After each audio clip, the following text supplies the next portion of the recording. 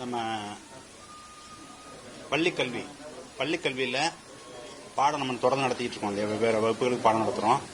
பாடம் நடத்தும்போது அதுக்கு ஒரு திட்டம் வச்சிருப்போம். என்ன திட்டம் வச்சிருப்போம் அப்படின்னு கேட்டீங்கன்னாக்கா, 1வது படிச்சு 2வது படிச்சு 3வது படிச்சு முடிச்சாக்கா என்னதெல்லாம் தெரியணும் பிள்ளைங்களுக்கு, 4வது 5வது படிச்சு முடிச்சா என்னதெல்லாம் தெரியணும் அப்படின்னு ஒரு முன்னாடியே ஒரு என்ன செய்வாங்கன்னு கேட்டீங்கன்னாக்கா, இந்த பாடம் படிக்கிறதுனால என்ன விளைவுகள் வருங்கிறத பாடத்திட்டத்தை எழுதும் போதே முன்னாடியே முடிவு பண்ணிருப்பாங்க. அவுட்கம் என்ன இருக்கணும் அப்படின்ட்டு.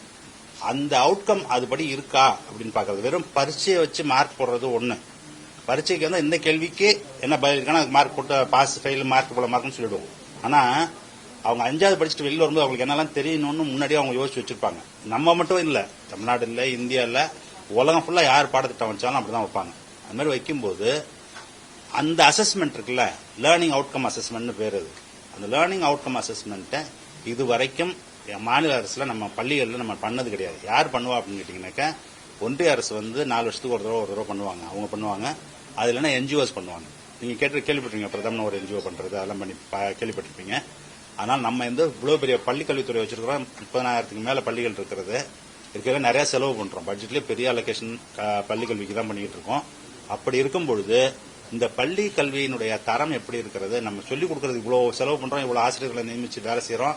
அப்ப பிள்ளைகள் வந்து நம்ம நினைச்ச அளவுக்கு அந்த இடத்துக்கு வந்து அடைறாங்களா, அடைதல் இதுக்கு வந்து என்னன்னு கேட்டீங்கன்னா, 3வது படிச்சிருந்தா இந்த இடத்துக்கு வந்திருக்கணும்னு ஒரு கணக்கு இருக்கு. அது மாதிரி வர்றாங்களா அப்படிங்கறத அசஸ் பண்றதுதான் இது. அதை அசஸ் பண்றதுக்கு என்ன இருக்கு அப்படின்னு கேட்டீங்கன்னாக்கா, உலகம் முழுவதும் அதுக்கு மெத்தடாலஜி இருக்கு, எப்படி அதை பண்ணணும் அப்படிங்கிறது. என்ன அப்படின்னு கேட்டீங்கன்னா, 1வதுல இருந்து 3வது வரைக்கும் அப்படின்னு சொன்னீங்கன்னா ஃபர்ஸ்ட் ஸ்டேஜ் படிக்க சொல்லும்போது என்ன அப்படின்னா, பிள்ளைங்களுக்கு என்ன தெரியும்னாக்கா, அப்பதான் வந்து என்ன செய்வோம், ஆல்பாபெட் சொல்லிக் கொடுப்போம். ஆனா அவனா ABCD அதெல்லாம் சொல்லிக் கொடுப்போம் இல்லையா. முதல்ல வந்து அவங்க நியூமரிசியை கத்துக்கிறது, 1 2 சொல்லிக்கிறது, அதை கத்துக்கிறது. அப்புறம் வந்து எழுத்தை கத்துக்கிறது, எண்ணை கத்துக்கிறது. அது 2 தான் முதல்ல ஆரம்ப ஸ்டேஜ். அது வந்து ஃபவுண்டேஷன். அடுத்த ஸ்டேஜ் என்னன்னு கேட்டீங்கன்னா, 3வது தாண்டி 4வது 5வதுக்கு போகும்போது ஃபர்ஸ்ட் ஸ்டேஜுக்கு பேர் வந்து லேர்னிங் டு ரீட். ஏன்னா படிக்க கத்துக்கிறது. ஒரு டெக்ஸ்ட்டை விட்டீங்கன்னா படிக்க தெரியணும் அப்படின்னு சொன்னாக்க அது 1வது 3வதுக்குள்ள தெரிஞ்சுக்கணும். 2வது ஸ்டேஜ் என்னன்னு கேட்டீங்கன்னாக்கா, லேர்ன் பண்றதுக்காக படிக்கிறது. ஃபர்ஸ்ட் வந்து என்னத்துக்கு, அல்பாபெட்டை படிக்கிறதுக்கு கத்துக்கிறது. 2வது வந்து லேர்ன் பண்றது. அப்போ பிள்ளைங்களுக்கு கேள்வி வர ஆரம்பிச்சிடும். கேள்வி வந்து இது என்ன அது என்னன்ட்டு. அப்போ அதுக்காக அது தேடி படிக்கும்போது அதெல்லாம். அடுத்த ஸ்டேஜ் என்ன அப்படின்னு கேட்டீங்கன்னாக்கா, கொஞ்சம் அப்டிராக்ட்லாம் தெரிஞ்சுக்கிறது. அதெல்லாம் 8வது வரும்போது அந்த அப்டிராக்ட்லாம் தெரிஞ்சுக்கிற அளவுக்கு வரணும்.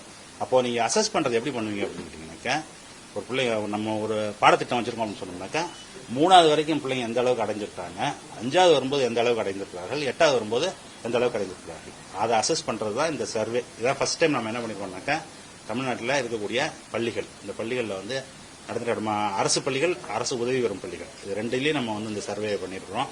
இந்த சர்வே பண்ணிட்டு என்ன பண்ணோம் அப்படின்னு கேட்டீங்கன்னாக்கா, இந்த அதுக்குண்டான ஸ்டாண்டர்ட் டூல்ஸ் எல்லாம் இருக்கு. எப்படி பண்ணணும், என்ன மாதிரி இதெல்லாம் அட்மினிஸ்டர் பண்ணணும்ட்டு அதன்படி அதெல்லாம் செய்யப்பட்டு அதற்குண்டான முடிவுகள் அது எல்லாத்தையும் அலசி ஆராய்ந்து அதை எல்லாத்தையும் அனலைஸ் பண்ணிட்டு அது என்ன பண்ணிருக்கோம்னு கேட்டீங்கன்னாக்கா, இப்பொழுதுதான் வந்து 11 மணிக்கு மாண்புமிகு தமிழக முதலமைச்சர் அவரிடம், கல்வித்துறை அமைச்சர் அவரிடம் இந்த அறிக்கையை மாநில திட்டக்குழுவின் சார்பாக கொண்டு போய் இன்னைக்கு இதுதான் கொடுத்துட்டு வந்திருக்கிறேன். இந்த அசஸ்மெண்ட் சர்வே இதுதான் ஃபர்ஸ்ட் டைம் வந்து தமிழ்நாட்டில் இதை பண்ணிருக்கிறோம்.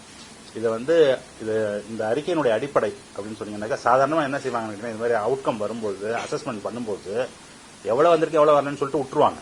ஆனா இந்த அறிக்கை எப்படி வேறுபடுகிறது அப்படின்னு பாத்தீங்கன்னா, இது அசஸ்மெண்ட் சர்வே தான். சாதாரணமா சர்வேனா எப்படி இருக்கும்னாக்கா, ஒரு ஸ்மால் சாம்பிள் எடுத்து பண்ணுவாங்க.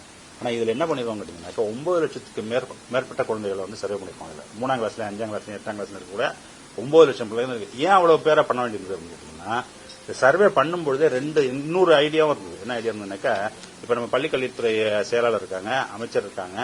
இப்ப இவங்க வந்து அடுத்தது இந்த அறிக்கையினுடைய அடிப்படையில் மேற்கொண்ட நடவடிக்கை எடுக்க வேண்டும் என்று சொன்னால், எந்த பள்ளிக்கூடத்தில் எந்த டெபிஷியன்சி இருக்கு, எந்த கிளாஸ்ல இருக்கு, எந்த சப்ஜெக்ட்ல இருக்குங்கிறது அவங்களுக்கு தெரியணும். அப்போ கரெக்டா அவங்க அதை கண்டுபிடிக்கணும் அப்படின்னு சொன்னாக்கா, அவ்வளவு பெரிய சாம்பிள் எடுக்க வேண்டியிருக்கு. அதனால என்ன செய்ய வேண்டியிருக்குன்னு சொன்னாக்கா, தமிழ்நாடு முழுவதும் இருக்கக்கூடிய அரசு பள்ளிகள், அரசு உதவி பெறும் பள்ளிகள் எல்லா பள்ளிகளையும் கவர் பண்ணிருக்கோம். அதுல எல்லா குழந்தைகளையும் கவர் பண்ணலையே தவிர எல்லா பள்ளிகளையும் கவர் பண்ணிருக்கிறோம். ஆனால் அந்த ஒவ்வொரு பள்ளியிலும் எடுக்கப்பட்ட ஆய்வு இருக்குல்ல, அது வந்து எதற்கு போதுமானது அப்படின்னு கேட்டீங்கன்னா, அந்த பள்ளியினுடைய தரம் எப்படி இருக்கிறது, அங்க இருக்கக்கூடிய கல்வியின் தரம் எப்படி இருக்கிறது, அதுக்கு வந்து எந்த நம்ம அவுட்கம் என்ன வேணுமோ அது வந்திருக்கிறதா அப்படிங்கறது நம்மளால ஸ்பெசிபிக்கா சொல்ல முடியும். அதே மாதிரி லேர்னிங் அவுட்கம்ஸ் பண்ணும்போது என்ன செய்வோம் கேட்டீங்கன்னாக்கா, இங்கிலீஷ் தெரியணும், தமிழ் தெரியணும், மேத்ஸ் தெரியணும், சோசியல் சயின்சஸ் தெரியணும், அந்த மாதிரி வெவ்வேறு சப்ஜெக்ட்ஸ் இருக்கு. அந்த சப்ஜெக்ட்ஸையும் கவர் பண்ணிருக்கோம். கவர் பண்ணி இந்த அசஸ்மெண்ட் நம்ம பண்ணிருக்கோம். இந்த அசஸ்மெண்ட் எப்படி பண்ணணும், எவ்வளவு சாம்பிள் எடுத்திருக்கிறோம், அதுக்கப்புறம் வந்து நம்மளுடைய அவுட்கம் என்னவா இருக்கு, அப்படிங்கிறது எல்லாத்தையும் உங்களுக்கு கொடுக்கக்கூடிய இப்போ வந்து ப்ரெஸ் ரிலீஸ் ஒன்று கொடுப்பாங்க. அதில் எல்லாமே அதில் டீட்டெயிலாக அந்த அப்ஸ்ட்ராக்ட் அதில் எழுதிருக்காங்க. அதில் எழுதி கொடுத்துருவோம் உங்களுக்கு. வந்து என்ன கேட்டீங்கன்னா ஒவ்வொரு எது வந்து நல்ல டிஸ்ட்ரிக்ட், எந்த டிஸ்ட்ரிக்ட்லாம் நல்ல பர்ஃபார்மன்ஸ் இருக்கு, எந்த பிளாக் பஞ்சாயத்து யூனியன் நல்லா பர்ஃபார்ம் பண்ணுது அப்படிங்கறது முதற்கொண்டு எந்தெந்த சப்ஜெக்ட்ல நல்லா பர்ஃபார்ம் பண்றாங்க, எந்த சப்ஜெக்ட்ல இல்ல அப்படிங்கறது வரைக்கும் இருக்குது. அதுல அந்த டீடைல்ஸ் அதுல இருக்கு. அது இல்லாமல் நான் ஏற்கனவே சொன்ன மாதிரி சப்ஜெக்ட் வைஸும் இருக்கு.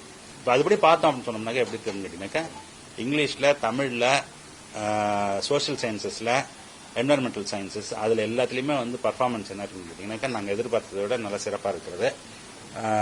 மேத்ஸ்ல மட்டும் கொஞ்சம் ஒரு தொய்வு இருக்கிறது. அதுவும் குறிப்பாக 8வது படிக்கக்கூடிய மாணவர்களிடமிருந்து ஒரு தொய்வு இருக்கிறது. அதற்கு காரணம் நாங்கள் யோசிக்கிறோம் என்ன பண்றோம் கேட்டீங்கன்னாக்கா அந்த கோவிட்னால பாதிக்கப்பட்டு அந்த பள்ளி 2 வருஷம் நடக்கல இல்ல, அதற்காக அந்த சமயத்தில் அந்த உண்டான கேப் இருக்குல்ல, அது இன்னும் பிரிட்ஜ் பண்ண முடியல நம்மளால. இதுக்கு வந்து இல்லம் தேடி கல்வி நடத்தினோம், எல்லாம் நடத்திருக்கோம். அதோட நம்ம பார்க்கும்பொழுது இது வந்து நல்லா தான் இருக்குதுன்னு நம்ம சொல்லலாம் அந்த இழப்புக்கு பிறகு. ஆனாலும் குறைவாக இருக்கிறது.